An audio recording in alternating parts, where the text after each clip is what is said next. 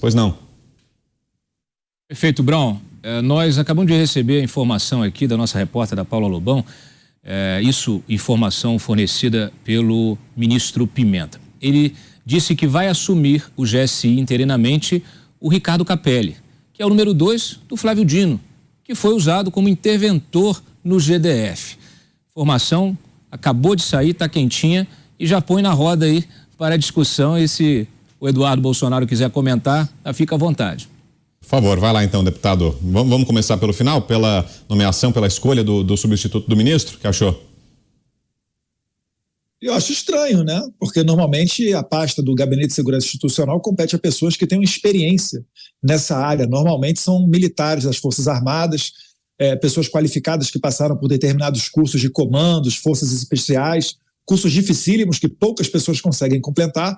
Então não sei, né, até que ponto que o Capelli, se não estiver enganado, a formação dele é jurídica, que é a mesma formação que a minha, né, de faculdade. Então acho um tanto quanto estranho. Agora, do PT, normalmente é isso. O que eles querem fazer é o controle total, é o aparelhamento. Você pode reparar, né, no primeiro escalão e às vezes até no segundo, o critério privilegiado é o ideológico, é a militância dentro do partido.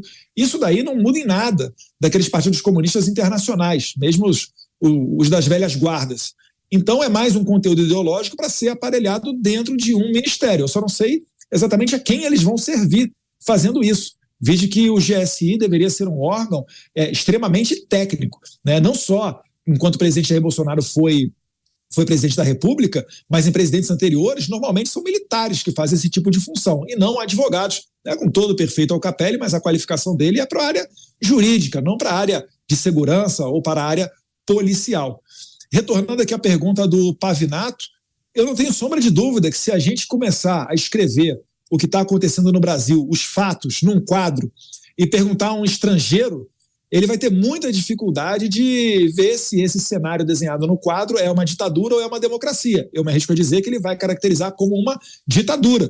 Eu, por exemplo, quando ocorreram os atos de 8 de janeiro e houve o afastamento do Ibanez, eu me lembro claramente, falando com um amigo americano, e ele me perguntando, olha, é verdade que o ministro da Suprema Corte afastou o governador eleito?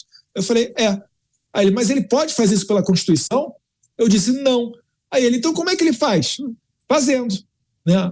É engraçado não, desculpa, é no mínimo curioso como que pode o judiciário se aventar tanto, né, a invadir as atribuições do executivo, a invadir as atribuições do legislativo. Agora, segundo a teoria dos freios e contrapesos, aquilo que está disponível na nossa Constituição, deveria o Senado colocar um freio em, né, eu não digo em todos os ministros da STF, mas em um ou dois ministros da STF que realmente estão jogando fora das quatro linhas há muito tempo. O processo de impeachment ele é iniciado pelo presidente do Senado e certamente tem sobre a sua mesa, assim como tiveram no passado recente também, vários pedidos para que fossem abertas esse tipo de procedimento. Então a pergunta ia ser feita para o Rodrigo Pacheco. Perfeito, é a análise do deputado federal Eduardo Bolsonaro, do PL de São Paulo. Obrigado mais uma vez, deputado, pela presença aqui com a gente. Então, boa noite, até uma próxima. Eu que agradeço, boa noite. Para falar um pouquinho mais dos casos de hoje, eu vou abrir uma live agora no meu Instagram, Bolsonaro SP. Muito obrigado. Obrigado, deputado.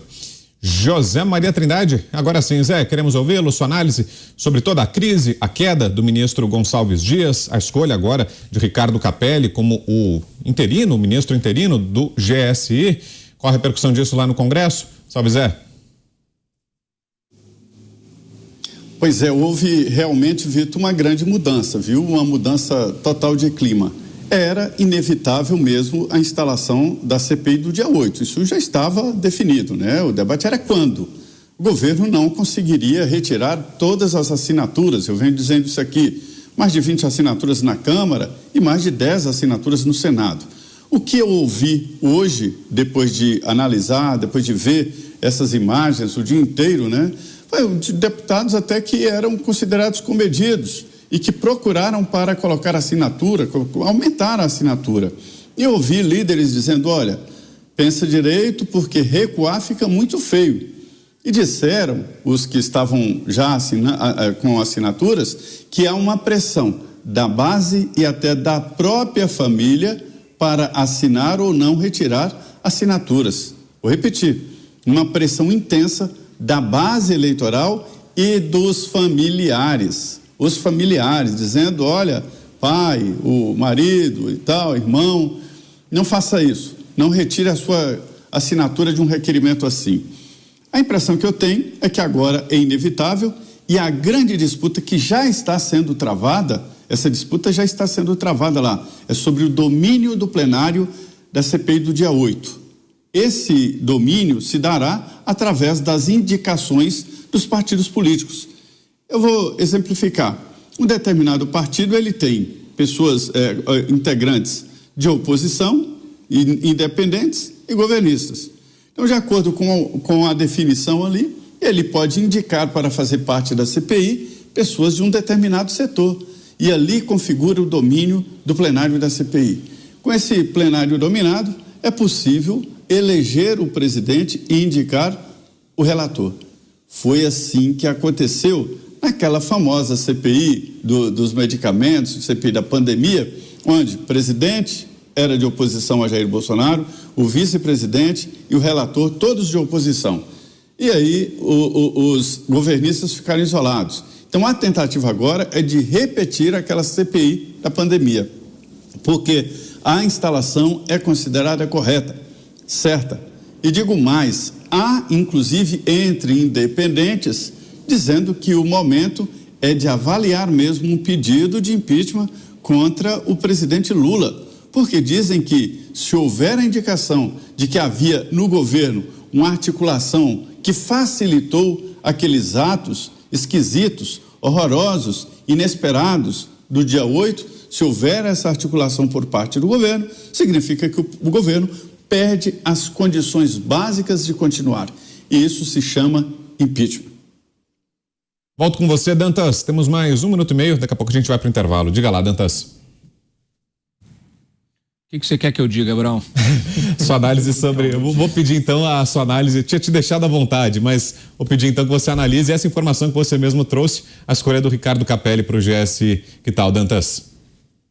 Eu acho complicadíssimo. O Capelli, ele, apesar de ter feito um relatório de intervenção assim, até equilibrado, porque ele não chamou os manifestantes de nem os vândalos de terroristas, ele chamou de vândalos.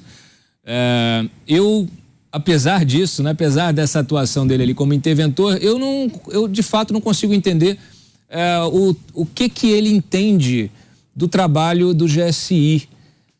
Um trabalho que envolve inteligência, envolve segurança pública. Eu começo a ficar preocupado com o papel dele. Tem uma cena que me chamou muita atenção na audiência, a primeira audiência pública do Flávio Dino. Eu acho que vocês todos assistiram, rodou a internet. O Flávio Dino falando com a CPI e o Capelli está atrás, na diagonal, e ele está repetindo, ele fala, é como se ele falasse ao mesmo tempo que o Flávio Dino estava falando. Então, aquilo é estranhíssimo. Eu não sei, eu fiquei com medo danado. E agora eu fico com medo dele assumir o GSI. Tirando a brincadeira de lado, o que acontece é o seguinte: nós temos alguém que não tem necessariamente imparcialidade para tocar esse trabalho, porque ele está envolvido de alguma maneira com o ministro da Justiça, que ainda precisa responder aos questionamentos sobre esses ofícios de que sabia de tudo na véspera e nada fez.